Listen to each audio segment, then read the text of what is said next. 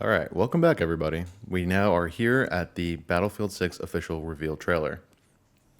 Now, I'm watching this for the first time right now, and then after that, I'm gonna go over, what I think, analyzing what I think about it and what this entails for the campaign. And I don't know. I mean, hopefully they show even more than just the campaign. I'm curious what it's gonna be, but let's watch. And before we start, if you want to skip to my theories and deductions of the trailer, you can go to this marker here. But if you would like to see the trailer again, or maybe you haven't seen it already, you can just keep watching, and you'll see my first impressions on the trailer. My fellow citizens, my fellow. We will prevail.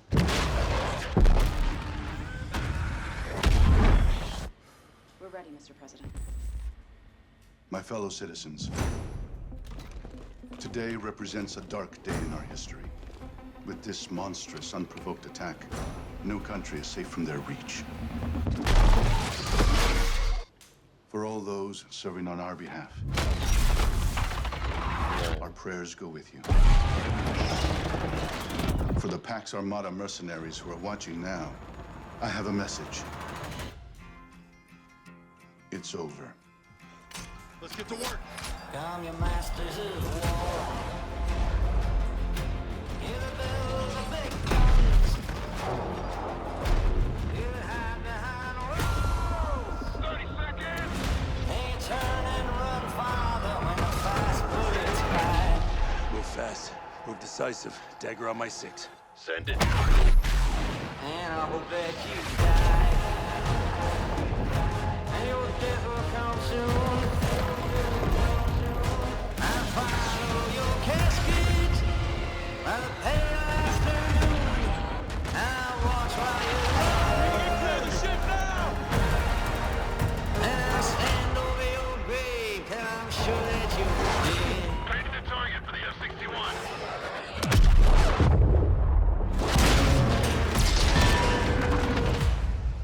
I watch while you Fucking burn us off. and I stand over your grave, 'cause I'm sure that you're dead.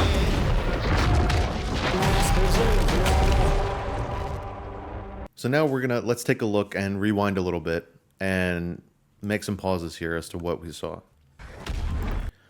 That's a helicopter. Oh, did they show the president's face? Because I feel like I recognize his voice. My fellow citizens, Very good question and observation there. Hi, it's editing me, and I went to investigate who might be playing the president in BF6, and the first result was Reddit claiming him to be Benito Martinez. So I checked his film history to see if I've seen anything of his and found nothing except a little film called Battlefield Hardline. I don't know why it came up as a film, but it could have been a cinematic or live action trailer maybe. So if you already are hooting and hollering, whistling at the screen at the revelation of who he is now, great job. But for those who forgot the campaign or didn't play, here he is.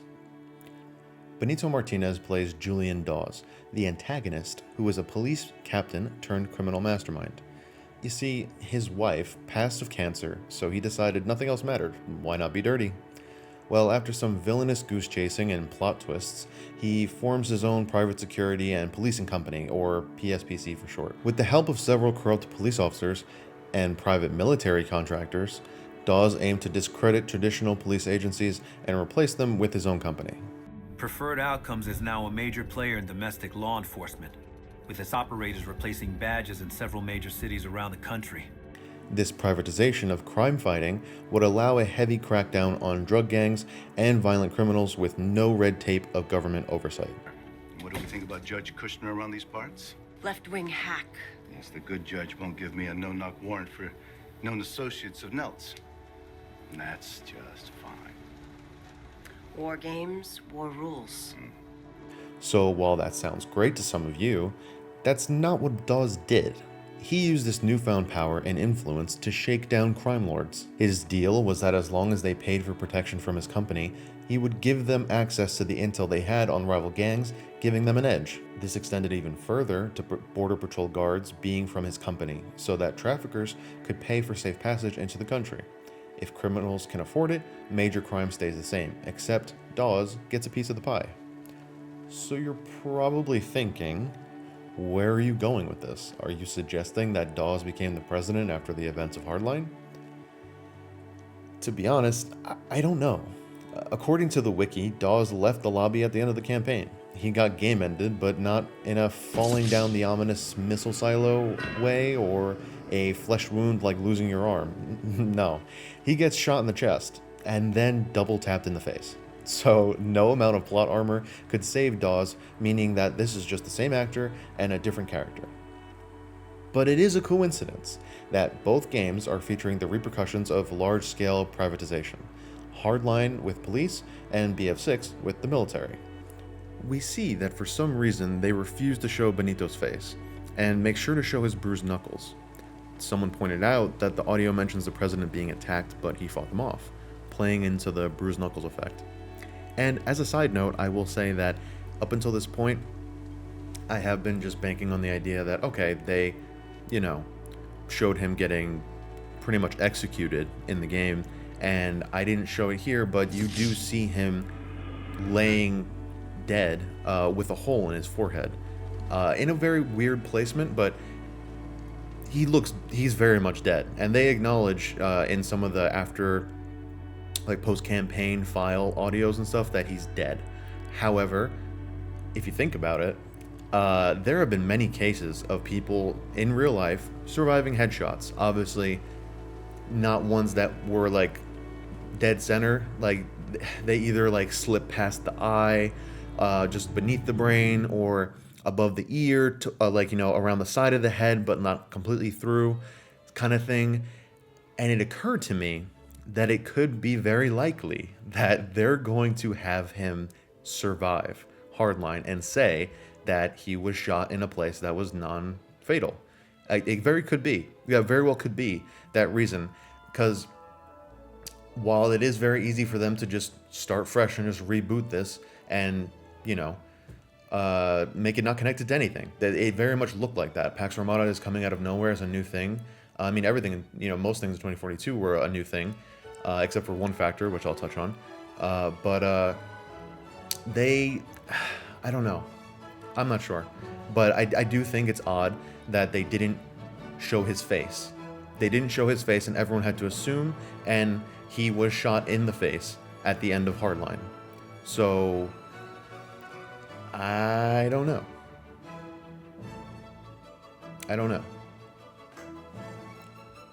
Now, back to what I was saying with the knuckles. I think it's convenient that the president of the United States in this game could be attacked in such a way physically that he would be able to nobly defend himself amid all of these events. He has bodyguards upon bodyguards upon bodyguards and snipers. Unless it happened just before the attack on New York, how would anyone be able to get close to the president before any kind of attack on home soil? And especially during, everything would be on red alert. So how would anyone be able to get close to him? Unless it was a traitor from within, or it was staged to make him look good.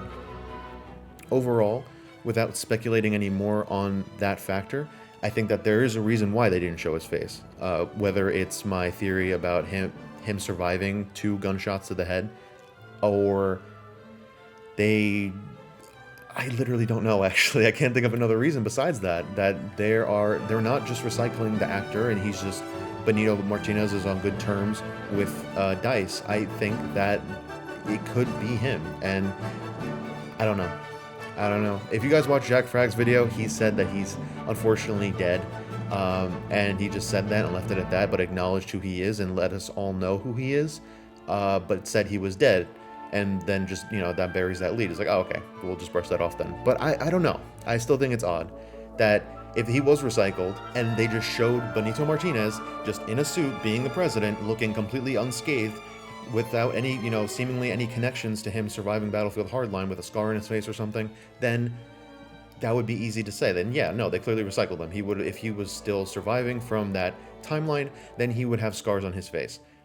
But they didn't show him, and it's very odd that they did that. So I think that there's a reason, but we'll see. I'm leaning towards that, and I could be completely wrong. But at the end of the day, they didn't show his face, and they picked him to play the president, you know, more so than just the fact that he's a good actor. I think particularly because he's good at playing a corrupt high-ranking official, much like in Hardline. Even if, you know, they are just recycling him as a character and bringing back Benito just to play a different character. He's just good at playing a very specific role. Maybe even if he isn't Julian Dawes, he is still a shady character in this universe that they're starting. But lastly, the ending for Hardline is also very ominous with Julian Dawes, completely expecting the protagonist to end him and leaving a very well detailed note that leads him to his hidden fortune, giving it to him and leading the character with a choice to become Dawes and take up the mantle for the system he created, describing how what he's created up until this point can't be taken apart as it's just too large. It spans you know, many peoples and systems. It's become a part of the system now. So you might as well be a part of it and lead from here, instead of, you know, trying to you know, fruitlessly fight this. And the game ends there as a cliffhanger with, you know, the protagonist, as you can see, not knowing what to do, and then that's it. But I don't know. It's a bit weird, and since Hardline, like I said, is the only other game to include American cities in the campaign, and seemingly multiplayer maps now, with BF6 showing NYC,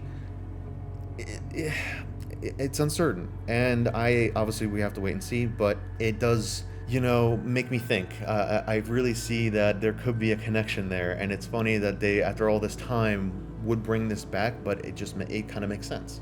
And this wouldn't be the first time we've seen a character from a previous years past Battlefield game become the antagonist for a future game.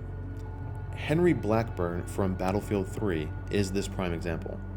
Obviously the difference is that he was the protagonist of Battlefield 3, and Dawes kind of was a protagonist for a minute, not the main one, but he was, and then became the antagonist. But I digress. If you didn't already know, Henry Blackburn from Battlefield 3 is the prime example I'm referring to. After stopping a nuclear attack on New York, he would be discharged from the military for game-ending his SO, or superior officer, in the process of revealing this terror plot. The military doesn't take too kindly to doing that, so after he started his own PMC, or private military company, Archangel. My name is Henry Blackburn, CEO and founder of Archangel. Whether it be as a decorated soldier for my country, or running a best-in-class PMO, everything I've done in my life has been to serve others. That's still my mission here at Archangel. Through the application of robotics and AI technologies, I will help humanity and ensure we reach our full potential.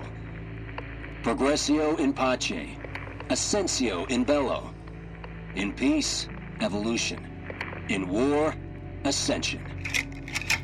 One of the main antagonists of Battlefield 2042, being responsible for these dark creations and privatizing satellites that would have saved the world from climate change. And now we'll be pulling back to the main focus of the video. Thanks for sticking around for my side rant. Today, They're breaching an apartment. See, here's the thing that's curious for me. Obviously, he states that their PAX Armada are mercenaries. So not what I thought originally from the reveal trailer, that they were their own coalition, even though like countries are leaving though. So they're saying like mercenaries, as if PAX Armada themselves are a, I guess, PMC on their own, but like they've amassed such a large amount of numbers that they, I don't know, there has to be something more. There has to be something more. I'm not going to speculate off of just where we're sitting right now, but what's interesting to me is that they are conducting what seems like a clean house operation, much like Modern Warfare 2019, where they were looking for a terror cell in London, but in this one, it's in New York City, and not only is it clear that this is, you know, a more, I don't know, a larger attack team maybe, but also the fact that a fucking helicopter crashes through the wall. So there's a war going on outside, and yet they're doing this mission. So it lends me to believe that there are, again, maybe not terror cells, but cells or groups connected to this PMC operating from within New York City, and this attack did not just come like from across the ocean, even though the attacks happened first in Europe, as we saw here in the original teaser trailer, that they hit Brussels, but Brussels was for the assassination, and I guess I don't know why specifically that guy, but we'll see. And then in these two places here. So it's not like they started there and then they literally just came on boats and then hit the, the East Coast. It seems like these strikes are happening in major parts of the world and all from within, which I have to say is a direct comparison to the Thousand Petals Coalition, or the TPC, that we've seen in 2042's lore. What once appeared to be a decisive battle over the aquifer in Chile has spiraled into a broader conflict as TPC bases have been established across South America. A spokesman for the Thousand Petals Coalition stated that they intend to become a third superpower, derailing the 50-50 split long since established by American and Russian leaders. With active soldiers across the globe, the TPC is in a tactical position to sever newly established global trade lines. This comes alongside the news that multiple dictatorships under the coalition have instituted martial law, seeking to prevent a wave of local rebellion, much like the independence movements that birthed the TPC itself. Where this group of countries came together under the similar grievances of the fact that they were left out of the world theater because this company who was in charge, Archangel, who's in charge of distributing these satellites, the sheer water satellites that were fixed and properly able to actually do what they were designed to do, which is fixing the environment. However, this company decided that only certain countries that they liked or that they wanted to do business with would be the ones to receive these satellites, and they turned these guys down. Factions like the Thousand Petals Coalition surely fly in the face of Archangel's vision of a united global community. It's important to remember, these are nations fighting for their voice to be heard. Didn't we once malign the No-Pats for doing the very same thing? But I'm looking at a list here of all nations within the TPC, and every one of them was denied access to your Shearwater program. Haven't you fomented this unrest? We have strict guidelines that dictate which countries we work with. I might add that some of the countries on your list are under review. I'm confused. Most of these countries have been overthrown by authoritarian despots, and now you want to work with them. Our journey towards a better world is one paved with tough choices. I'm the one prepared to make them. So it seems like that's something that's happening here because it's just popping up. We saw in the reveal, the teaser for the reveal, that these attacks were just popping up in 3 different locations, seemingly out of nowhere. That's the same thing that happens here in America, and we're seeing that it's in New York City. Maybe it's only starting there and then they're moving their way west. Who knows? We'll see. But I think there are other locations that lend us to believe that it already does pop up all over the place. Battlefield Discord sent a message to everybody, and they gave me an answer as to what is going on with PAX Armada. So they say, witness the vicious path of destruction carved by PAX Armada, the world's leading private military company. PAX pursues the destruction of NATO and its allies, stopping at nothing to uphold their motto, our protection, your peace.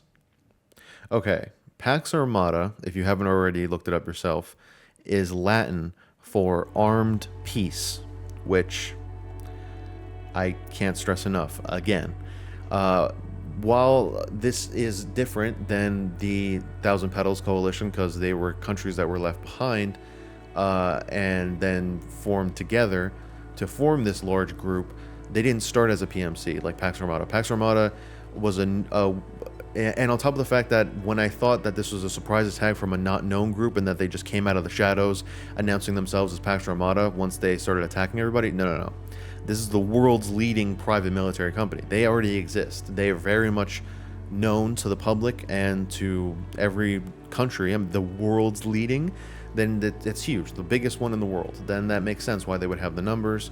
And this is an entire enemy hostile force made up of mercenaries. So they're all just they're not soldiers from specific armies linking together. There are not different countries' armies linking together under one banner. They are individual hired soldiers from different countries around the world. So hence why also that little detail that I'll bring up here again, this guy would have the specific bracelet because he just is a specific mercenary. He is a mercenary specifically from a country where he's wearing what he wants to show his culture on his person.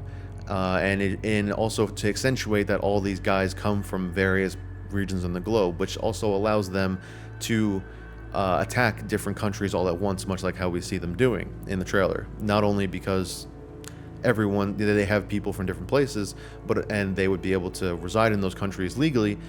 They also probably, if they're the world's leading military company, probably have multiple installations across the globe. Much like how, actually, it just occurs to me, in Advanced Warfare, they were a huge military PMC, not military PMC, a huge PMC that took a stand against the American government and attacked all at once and had, their installations around, since they were very much embedded in everything. So if PAX Armada had already been under contracts with different countries, smaller ones at that, they would have installations everywhere, especially in strategic places where they would want to strike from. So that's why everything is happening seemingly from within. And that answers the question. That they are a PMC. So we are essentially, the sides here lined up are NATO versus PMC. PMC being PAX Armada, and NATO being representative of just every NATO member country. So it opens the possibility for all the soldiers that we're able to customize and use in the game. They're not going to be operators, but they can all be from different nationalities because it's just NATO. So we'll see how far that goes with customization, though. Maybe you'll be able to put on like a little patch so we can see like, yeah, there's a NATO soldier, but they're from this country. But we'll see. But that has been the Battlefield 6 official reveal trailer. Let me know what you think about it in the comments. How did you feel about it? Is it everything you thought it was going to be? What are your thoughts on the possibility of a battle royale, where it's going to be? Could it be Egypt? Could it be, are we going to have multiple maps? Could it just be one map in New York City?